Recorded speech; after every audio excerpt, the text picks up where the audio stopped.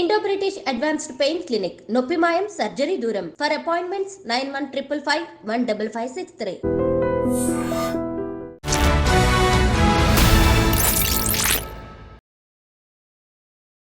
అందరికీ నమస్కారం. నేను Swaroopa Potlapalli. Welcome to I dream. మీరందరూ సంక్రాంతి పండుగ చక్కగా చేసుకున్నారు కదా, పిండి వంటలు కూడా చేసుకుని ఎంజాయ్ చేశారు కదా.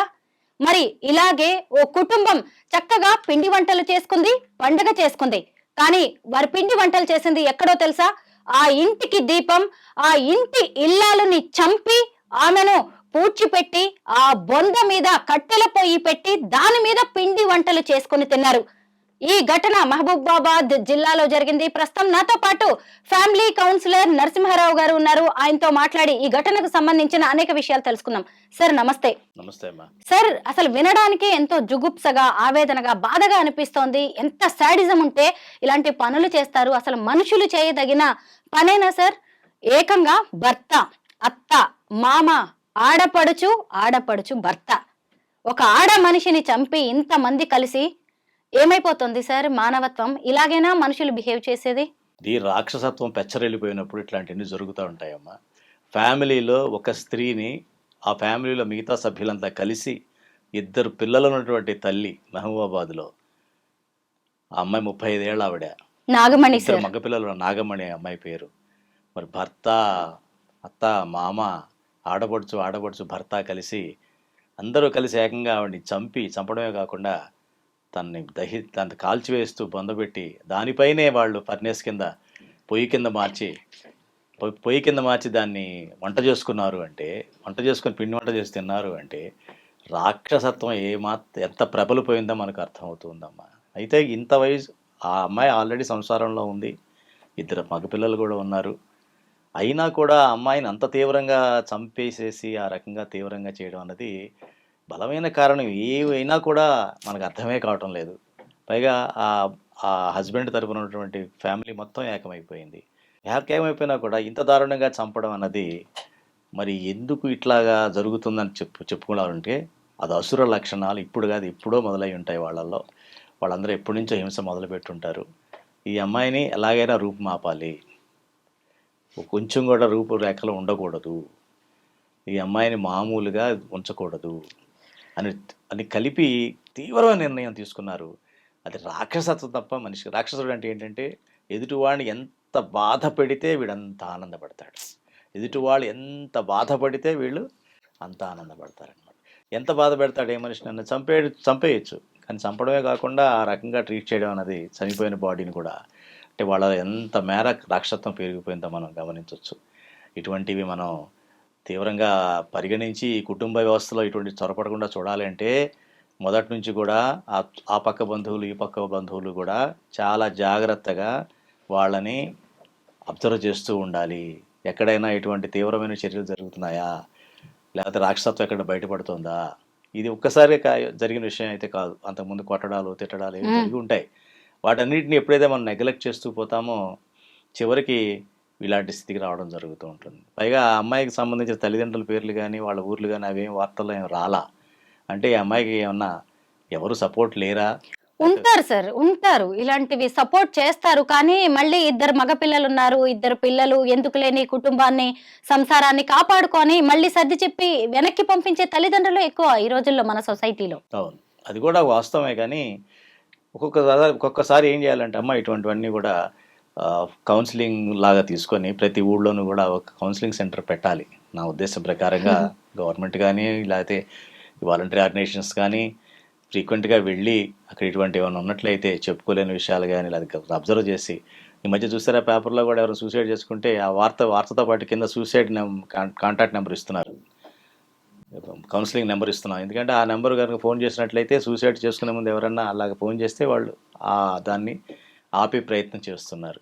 అట్లాగే ప్రతి ఊళ్ళోనూ కూడా ఇటువంటి పరిస్థితి ఉన్నప్పుడు ఎవరిని కాంటాక్ట్ చేయాలన్న విషయం ఆ లేడీ కనుక మనకు తెలిసినట్లయితే, లేదా మొబైల్లోనే అలాంటి యాప్ లాంటివి అని పెట్టినట్లయితే ఏమన్నా ఇలాంటి తగ్గుతాయేమో తప్ప ఎవరైతే విక్టిమ్ ఉన్నారో వాళ్ళు ముందుకు రావాలమ్మా. అసలు ఒక మనిషిని చంపడమే రాక్షస లక్షణం. అంటే పోలీసులకు దొరకకుండా, సమాజానికి దొరకకుండా పాతి పెట్టేశారు. పాతి పెట్టేసి దాని మీద పొయ్యి పెట్టి దాని మీద పిండి వంటలు చేసుకొని చక్కటి కమ్మటి వంటలు చేసుకొని తినేస్తుంటే, అసలు అక్కడ వంటలు చేస్తుంటే కింద ఒక బాడీ ఉంది, మనతో కలిసి 10-15 ఏళ్ళు ఉన్న మనిషి, ఇది కరెక్టేనా అని ఒక ఆత్మ విమర్శ అనేది ఉండదా సార్ అసలు ఈ మనుషులకి? అది మనిషి అయితే అదే ఉంటే ఎందుకు చంపుతారు? అంతే కదా, అది మనుషులు అయితే వాళ్ళు ఆ ఇద్దరు మగపిల్లలు ఏడుస్తున్న తీరు చూస్తే గుండెలు పగిలిపోతున్నాయి. అసలు రేపు వాళ్ళకి దిక్కెవరు? వాళ్ళు ఎలా పెరగాలి ఆ పిల్లలు? తమ తల్లిని ఇంత దారుణంగా చంపిన వాళ్ళని వీళ్ళు మనుషుల్లా చూడగలరా?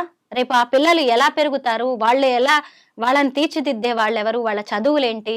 పోనీ ఆ ఆడ మనిషి ఇష్టం లేకపోతే వదిలేయండి, అంతేగాని ఇంతమంది ఏకమయ్యి ఒక ఆడ మనిషిని ఎలా చంపుంటారు? ఒక్కసారి గుర్తు చేసుకుంటుంటేనే వైఫ్ అండ్ హస్బెండే కాకుండానమ్మా, భార్య భర్తే కాకుండా వాళ్ళకి సంబంధించిన తల్లిదండ్రులు కాకుండా ఇంకా మిగతా వాళ్ళు కూడా ఎంటర్ అయినప్పుడు ఇలాంటివి జరుగుతూ ఉంటాయి. అంతే. ఆడపడుచు మొగుడు వీళ్ళు కూడా రావడం జరిగింది. అంటే ఎక్స్టెండెడ్ ఫ్యామిలీ అని ఒకప్పుడు అనుకునేవాళ్ళం. ఫ్యామిలీ అంటే మనమే కాదు, మన ఆడపడుచులు వీళ్ళంతా కలిసి కూడా అని చెప్పేసి. ఈ రోజు పరిస్థితులు అలా లేవన్నమాట.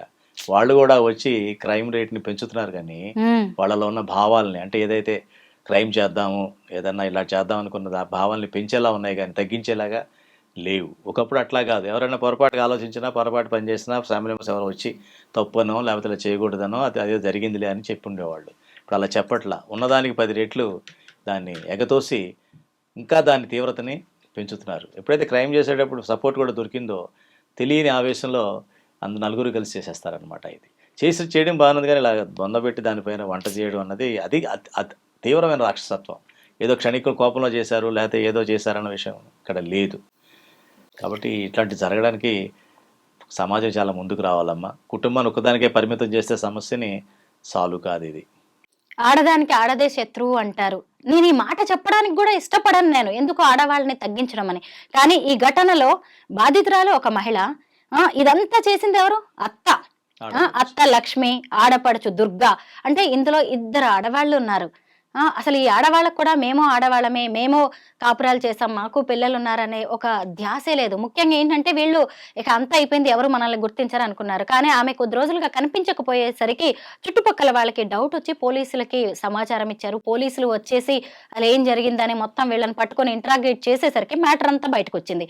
అసలు ఆ పొయ్యి రాళ్ళు తీసేసి అక్కడ బొంద తవ్వుతుంటే అనిపించింది అసలు ఎంత బాధ. ఒక్కసారి ఒక మనిషిని అంత్యక్రియలు అనేవి ఎంత సంస్కారవంతంగా చేస్తాము. ఒక వ్యక్తికి మనం సాగనంపడం అనే దాన్ని కూడా ఒక పెళ్లిలాగా, ఈ స్వతంత్ర దేశంలో పెళ్లి కూడా చావు లాంటిదే బ్రదర్ అని చెప్పి, చావు కూడా పెళ్లి లాంటిదే అనే ఒక మంచి సాహిత్యాన్ని కూడా మనం విన్నాం. అంటే వెళ్ళిపోయిన వ్యక్తికి అంత బాగా వీళ్ళు అలాంటివి కూడా దక్కకుండా ఆ మనిషిని చేసి ఎంత రాక్షస ప్రవృత్తి. ఇలాంటి మనుషుల నుంచి అసలు సమాజాన్ని కూడా కాపాడుకోవాల్సిన అవసరం ఉంది. ఎందుకంటే మిగతా వాళ్ళకు కూడా ఆ పిల్లలకి, ఆమె పిల్లలకు కూడా వీళ్ళ నుంచి థ్రెట్ ఉంటుంది ఖచ్చితంగా. అంటే ఇక్కడ ఇంకో విషయం అమ్మా, ఆ అమ్మాయి కనబట్టలేదన్న విషయం వాళ్ళు పోలీస్ కంప్లైంట్ ఇవ్వడం ఏంటి? ఊళ్ళో వాళ్ళే కదా, వాళ్ళు అక్కడ ఫ్యామిలీని నిలదీసి అడగొచ్చు కదా. అలా జరిగిన తర్వాతే వాళ్ళు పోలీసుల వరకు వెళ్లాల్సి వచ్చింది. వీళ్ళు చెప్పారు కదా మీకెందుకు అట్టెళ్ళింది ఇట్టెళ్ళిందని, ఇంకా ఆవిడ మీదే 4 నిందలు.